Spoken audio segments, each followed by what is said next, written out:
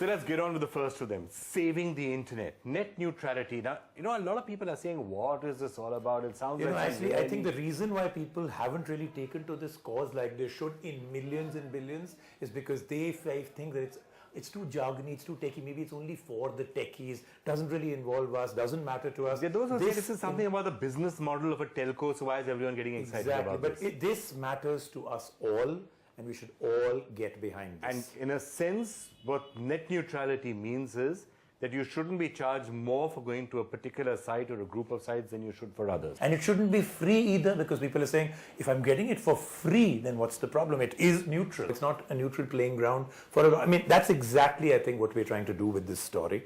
We're not trying to tell people that we're influencing your decision. You make up your mind.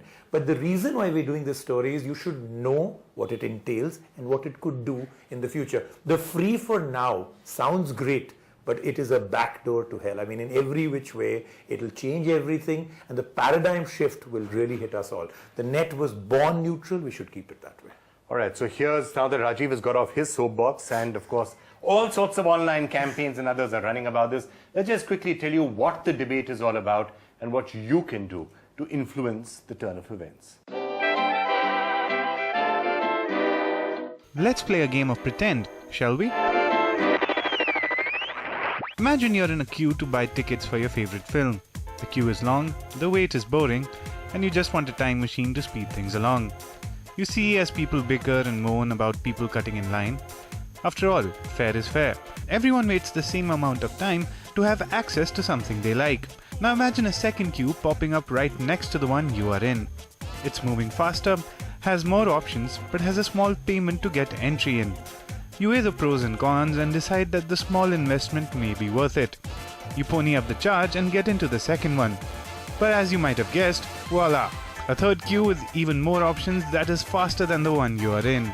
The biggest rip-off since the ₹20 bag at 24/7, you might scream. And you're right. The internet is a little different. It was created to be equal for all users.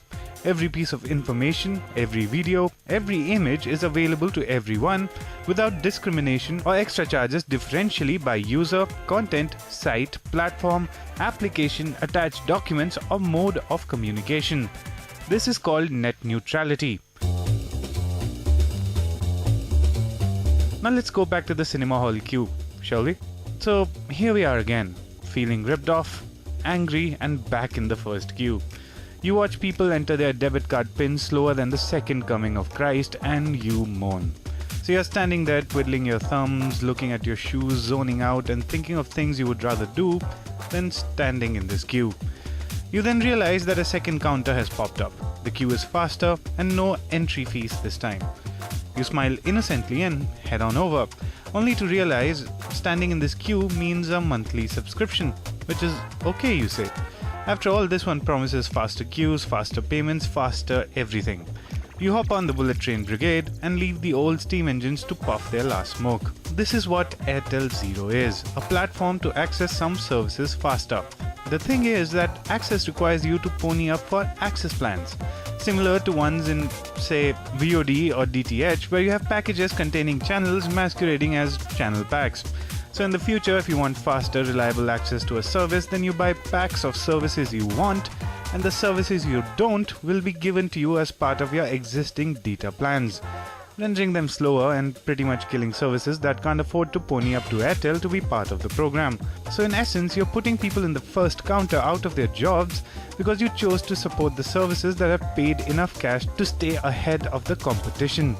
Corporate commanders at their finest. This is internet divided and served to you in slices, like a pizza. The telcos decide what you watch and how much you pay simply by promoting one service in favor of another, till everyone is part of the umbrella, or those who can't afford it are rendered useless. What happens to independent startups that can't pony up the cash? Do we really want to live in a world where every move you make is decided by someone else?